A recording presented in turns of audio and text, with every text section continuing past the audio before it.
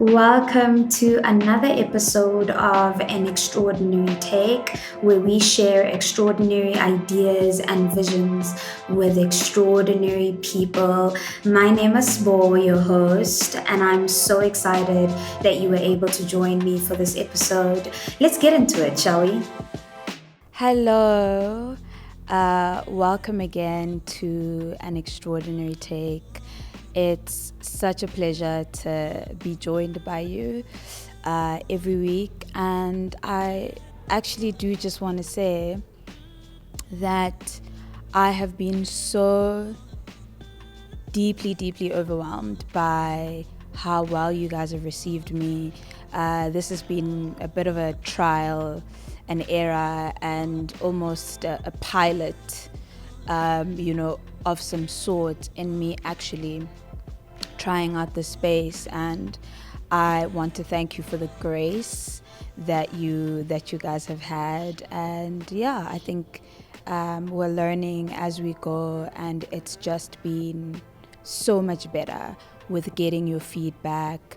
If you are new, this is an extraordinary take where we really just look at different ways of better improving our lives, better appreciating our lives, and not necessarily seeking out the new, but living with the ordinary in an extraordinary manner, and seeing, the things that, we maybe have started taking for granted in a way that allows them or allows us to appreciate them more. Today is probably the first episode where I have not said I'm so excited to host you. Not because I'm not excited to be shooting another episode, but just because it's been quite a hectic couple of weeks, and I think the weeks have had a massive peak of anxiety for me. And I hope that if there's anybody else who's had kind of a similar situation, that this episode really helps you, because there are certain things that I learned along the way that help me kind of manage the intensity, especially from an anxiety point of view. So I have, for the most part, for as long as I can remember, always been somebody that does struggle quite a bit with anxiety. And that's just to say, like, I'm not a happy-go-lucky. Like, if you tell me, oh, you have to do this, I don't do it without being nervous. I don't do it without overthinking or considering, like, all the possible ways that it could go wrong. And that's just, I think, something that I've come to accept and have figured out how to manage, right? But a couple of days ago, I saw this clip from Mel Robbins. She was doing a podcast episode with Oprah, and she was saying that you should never say that you have anxiety. You should rather say that you feel anxious about whatever situation, because she's saying that when you say you have anxiety, you're almost identifying with that, like you're making it part of who you are. And I thought that actually makes sense. And funny enough, I've always kind of known about that concept, right? But mostly when it comes to sickness. So I learned this very early on, because I used to suffer and really struggle with migraines. But I started realizing that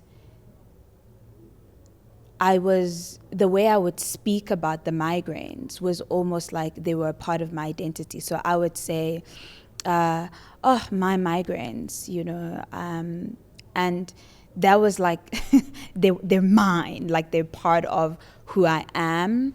And the one time I can't remember if I was meditating or praying, and I just got this thought that you need to disown these migraines because they're not part of who you are.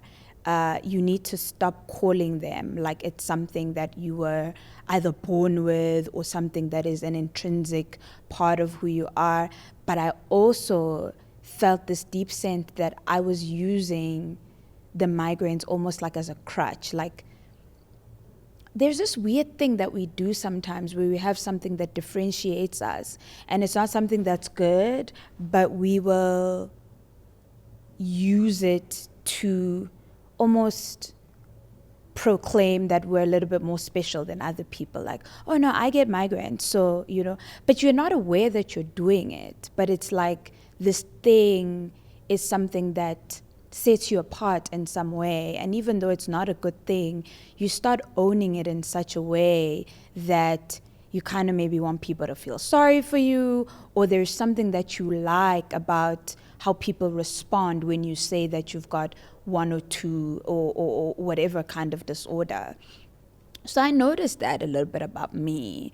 And that was such a mind shift for me, because then I realized, okay, I have to stop doing this thing. And I stopped referring to the migraines as my migraines. And funny enough, their intensity lessened. Like, if you ask my friends who know what a hard time I've had with migraines, I rarely ever now speak about the fact that I've got one, and I rarely ever get them. And I do think that there's something about that. So I've always been, ever since then, been familiar with this concept of not owning particularly a sickness as part of who you are, because then you kind of train your body to be like, oh, this is just a normal part. It's not even something that we need to heal. It's just, it's just part of our identity. But I had never thought about that when it comes to emotions. And so hearing Mal say that was also kind of an interesting take for me, where I went, oh, that's interesting, because I do think sometimes we identify with our emotions. But what I had discovered in how to manage the anxiety that I would often struggle with was after a car accident that I had. So for me to be able to paint the story, or, kind of tell this part properly, I have to tell the story. So what had happened was, I think it was around when was the Rugby World Cup? It was the Rugby World Cup, and everyone was on such a high. And I remember that day the Springboks were playing, and they had won. And a friend of mine and another friend, we'd gone out, and we were watching it, and they'd won. And so everyone was on a high, and it was so exciting. We left quite late, and now we were driving home. And we're driving home, there's music playing. It's a good time. Next thing, we pass a bend. Our friend was driving. We're driving through this bend. And the next thing I hear is just this loud bang. And we had hit another car. And, when they say things kind of just went quiet. I'd never been in a car accident before, so it was a hectic shock for me. So we hit this car, and then for a while we're just silent in the car. My friend who was sitting in the front seat, she had hit her knee. The driver was fine. I was fine. She was the only one that seemed a little bit hurt, but nobody was hurt to that extent. So fine, this accident happens. There's paramedics. We do slight checkups. Then we go home, and I feel fine. So I kind of go to work until I realize that okay, I'm having issues with my neck. I get a neck brace, but it's still not that hectic, right? Then what kind of happens is I would get into a car, and then all of a sudden my heart would start beating really fast. This just fear would come over me. My heart would start beating really fast. and for lack of a better word, I just said, like, I'd get super anxious. And I didn't understand what any of this was, because I'm not the kind of person that over analyzes the bad things. I'll call them bad things. Sometimes I don't think they're bad things, but the bad things or the unfortunate things that happen in my life. So when the accident happened, for me, it wasn't like, oh my God, what's going on? And I say that because I know quite a few people who really read a lot into some things, whereas sometimes I think it was just an inconvenience. Sometimes I think you just were at a certain place and something happened, and sometimes I think it's a direct consequence of your actions, right? We were driving fast. There was another car in front of us. We hit it. But, I had another friend of mine who was in an accident, and the driver had been drinking. I can't remember if she was the one driving, but they'd been drinking anyway. And this accident happened. And afterwards, she just like went on this spiral of like, I just think there's something wrong. Like, I think I need to search, like, this means something, And I was like, what if it just means that you were drinking and you got into an accident? So I'm not that kind of person, because I think, like, I don't believe that we're supposed to have lives without hassle. Like, hassles are a part of life, and there's often so much that we learn, from them. So when this was happening, I kind of couldn't figure out why, because I was like, I haven't really connected this to anything else. So what's this issue? Then this one time we were driving, and I was in the car with my boss, and he was driving really, really fast. And so we hit, like, I don't think it was a pothole. I think it was a hump. And we hit it quite hard. And the car didn't stop, but he had to brake. When I tell you, I lost it. Like, I started screaming, I was crying, I was like hyperventilating, I couldn't breathe properly, and he had to stop the car. And my other colleague was in the car, and they were just like, what's going on? Like, are you okay? And I didn't know what was going on. Then my boss was like, no, man, I think you have PTSD. And he was like, you need to go see a therapist. Now, I'd never been to therapy before. So I was like, okay, I don't think I have PTSD. I think I'm fine. Anyway, I went. And when I tell you, this first session radically changed my life. Like, I only went once. But what I learned in that session was so pivotal in how I kind of perceived the rest of my life and how I managed the rest of my life.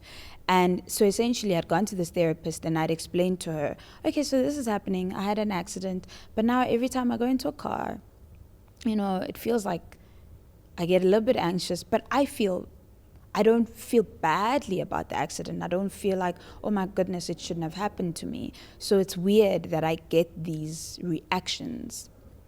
And she essentially said, like, the thing about our brains is that they don't know the difference between physical and emotional pain. And she was like, the most extreme example I can make for you is that the sense of fear that you would feel if you were in a war zone, like you were fighting a war, you're a soldier, you're currently in war and there's guns blazing and all these things happening. She's like, how your body responds to that, the type of sort of reactions that it gives to try to protect you, that whole fight or flight, is the exact kind and is the exact same way that it responds when you're sitting in an exam room and you're nervous about writing an exam. She's like, your brain doesn't go, oh no, this is just emotional, it's not physical. It translates all pain the same way. And so I started reading up on this, and essentially it's like our bodies use a single neural system to detect or feel pain, regardless of whether it's emotional or physical.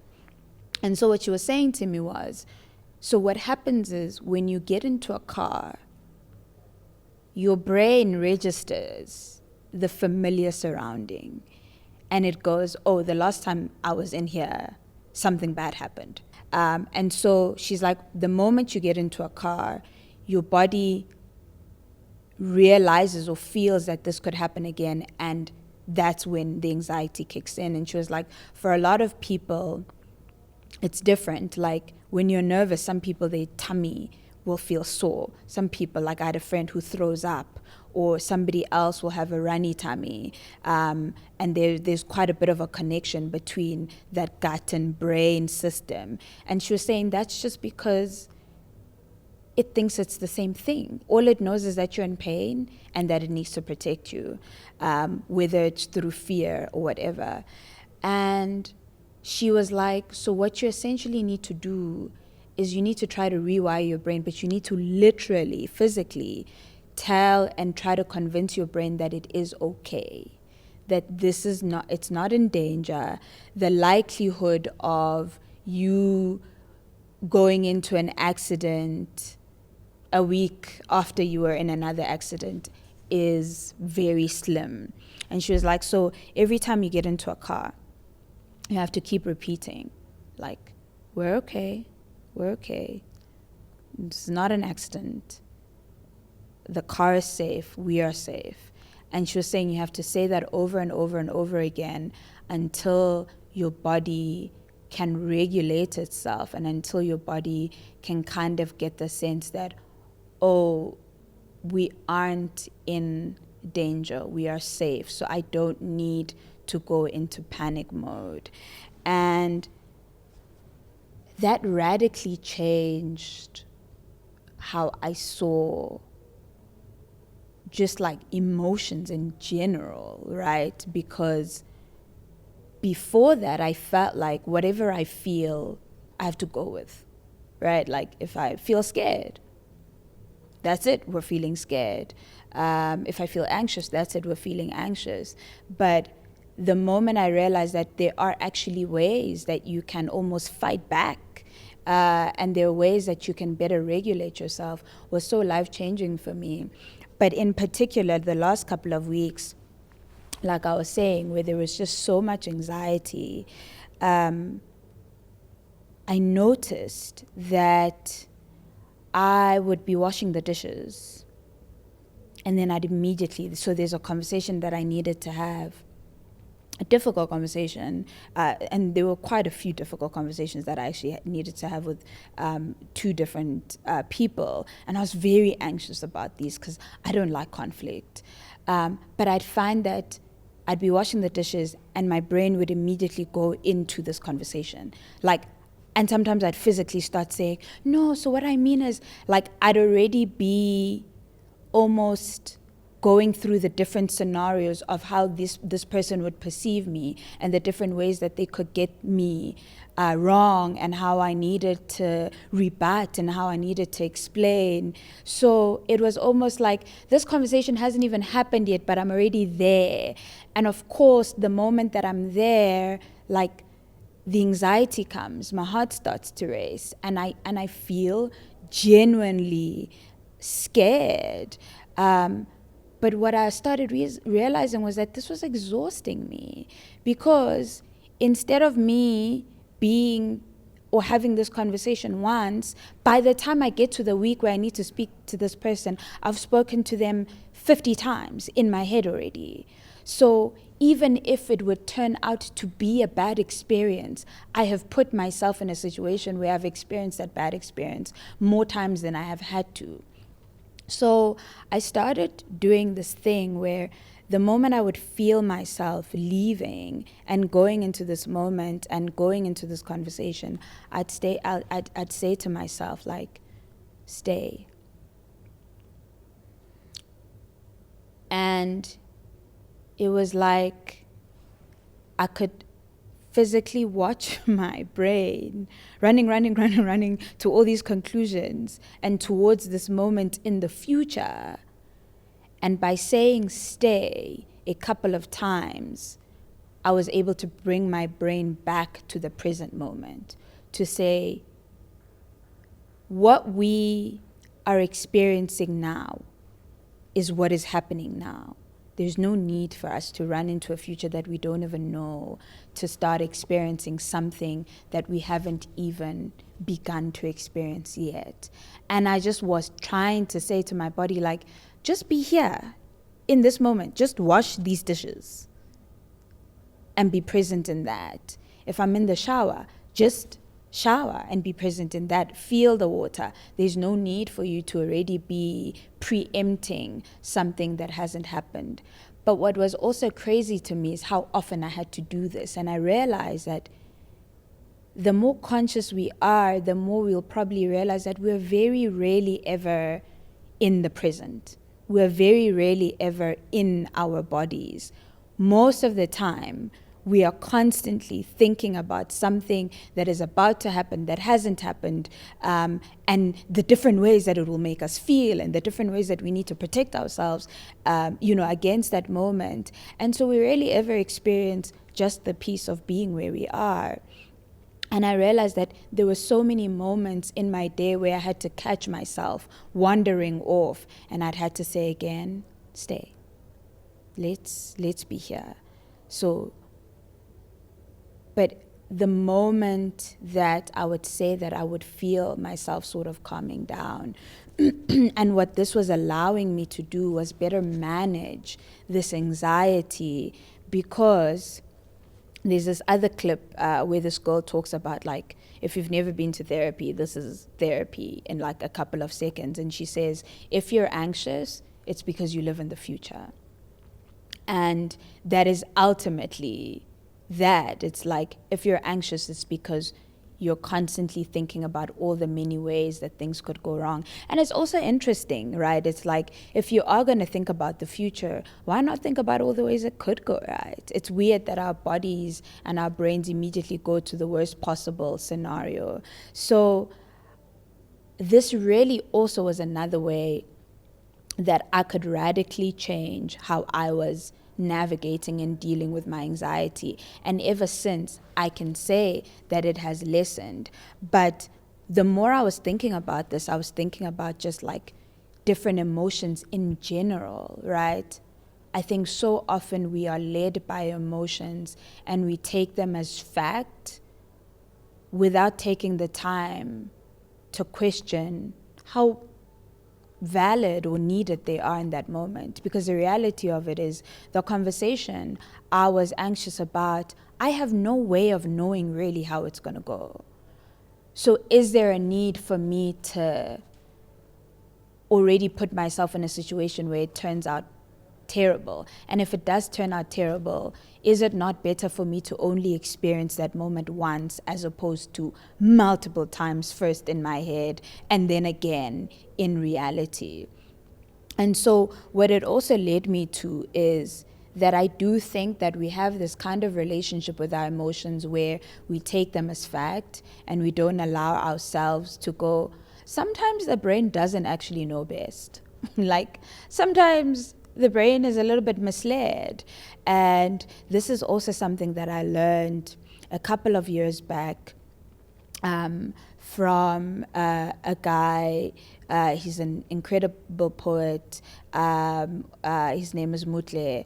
And he would do this thing where he'd say, like, when I'm upset about something, my first reaction, or something that somebody else has done, my first reaction is not to go immediately to that person and say, what you did upset me and I'm angry, da da da da. He says, I first have to check in with myself to go, is this about me or is it about the other person? Like, is it really about the other person or is it more about me? And if it's about me, like, why is this thing riling me up so much? You know, whatever it is that they may have said, why am I so angry? Why am I so, And so he really taught me about this concept of taking pause and reflecting before you can even own the emotion, like before you can even say, actually, this is how I feel. Because often you can think you feel one way, and the more you look into it, it's like, oh no, actually, I'm not angry, I'm hurt. But often we don't even take enough time to sit with those feelings to really get a sense of what they are. And so what I started being able to do was to go, okay, so my brain would say, this is how we feel. And I started going, okay, but why? Like, and then as I say why, then I'd have this back and forth kind of conversation with myself around, well, I think like what they did was so unfair and what they said is not true. You know? And then it's like, okay, but if it's not true, why are you so moved by it? Because you know what's true and you know who you are. So if it's not true, why are you getting such a kick out of it? And often, the more I would have these conversations, the more I would get to a point of, oh, maybe there is a part of me that does believe that. And maybe it's connected to something that my mom once said or that my dad didn't do. And so when this person said this, it took me back to that moment, and then this flare up happened. So actually, it turns out, I'm not angry at this person. They just poked at something that I hadn't dealt with. And what that allowed me to be able to do was to really own what was mine and allow somebody else to own what was theirs. It's not to say that every time somebody does or says something that upsets you, you let them off the hook. It's to say by the time you have the conversation with them, you know what is yours to own and what is theirs. And in that way, you also learn how to better regulate yourself, and you also learn that you don't have to be led by every emotion that comes up. You don't have to take it as a trigger and run with it. You can take pause and really look at, where does this come from? And I think often we get to a point where we say, oh, I'm such an anxious person, or in general, I'm an angry person. It's like, are you really? And what would happen if whenever those emotions come up, you're able to really, really give yourself the chance to see, is that really what we're dealing with here? Or could it be something else? And if you find that that is really what you're dealing with, then you're also then able to say, to self-soothe, right? You're able to deal with that emotion from where it comes from. And I think it's been so helpful in, one, allowing myself not to identify with emotions, but to understand that there are things that I feel. And it's something that Eckhart also speaks about, where he says, like, isn't it amazing the moment that you realize that you're not your thoughts, and that your thoughts are something that you can observe. Like, you can almost sit back and look at the thought and go, that's interesting. Where does that come from? What does that mean? And is that who we are? And often you find that it's really not. And so what I've been able to take from these high peaks of anxious moments is, I'm not my anxiety. And I can manage it. I can regulate myself. I can use certain ways to bring myself to center so that I don't feel like I don't have control over how my day is gonna go, right? Because don't you often feel that, like, you kind of wake up and it's like the day could go anyway based on how your feelings decide they're gonna take you. And in that way, it's like you never know what kind of day you're going to have. And I think that's partly true, but there are parts where we do have a certain level of control of how we respond to things, even our emotions, and we aren't our emotions. And so even if it's anxiety or it's anger or it's pain or it's a certain level of hate, just allowing yourself that 5 minutes to say, but Subo, why do you feel like this? And then to go, oh, I think it's because of XYZ. And you'll find that often the moment that you recognize that, you feel a little bit lighter afterwards. It doesn't feel as heavy because you have gone towards it. You have not denied the feeling. You have owned it. You have said, like, oh, there is this feeling.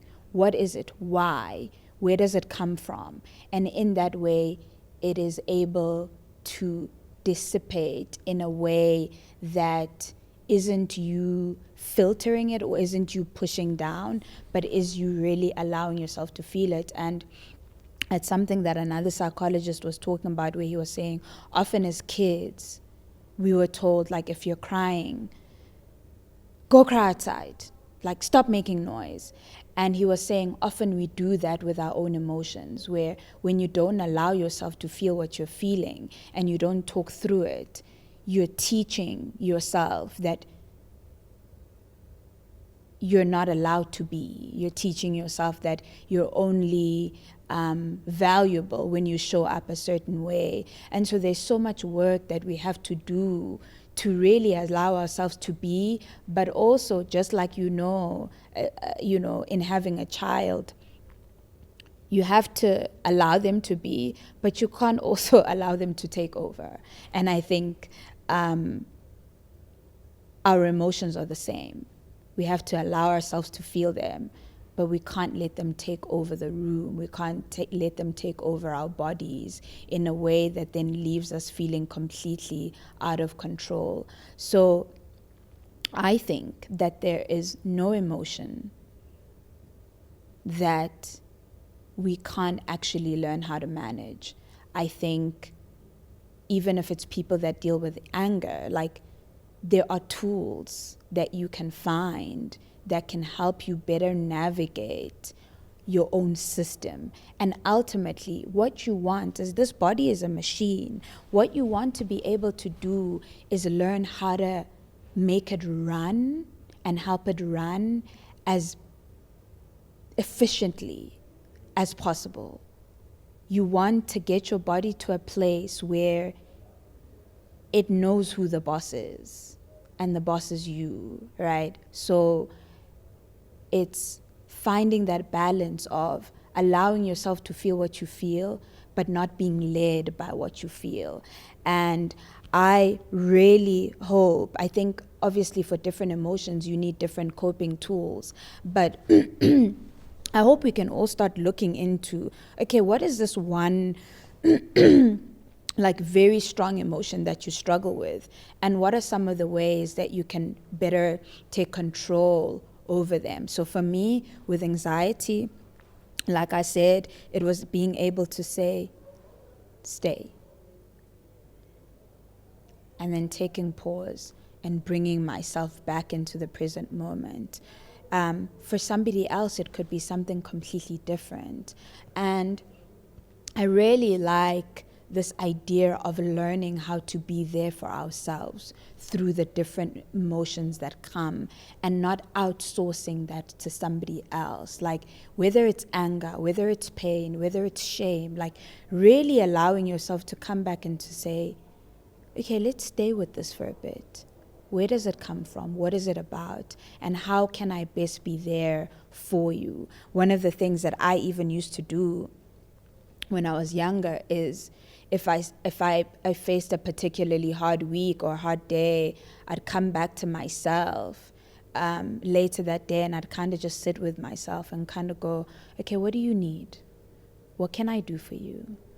And sometimes I'd kind of go, I think I want ice cream. And then I'd go and I'd get myself ice cream. And initially, that came as a coping mechanism, because growing up, I didn't have somebody doing that for me. But then I had to figure out how to do it for myself. And what that allowed me to do is that I didn't now have to wait for a friend to answer my call to make me feel better about something that had gone wrong. I could do that for myself. And it allowed me to understand my own power in navigating the different emotions and the different hurdles that I face, is to really come back to myself and to say, What can I do for you? What do you need? Okay? You need soothing. I will soothe you. You need to be affirmed. Let me affirm you.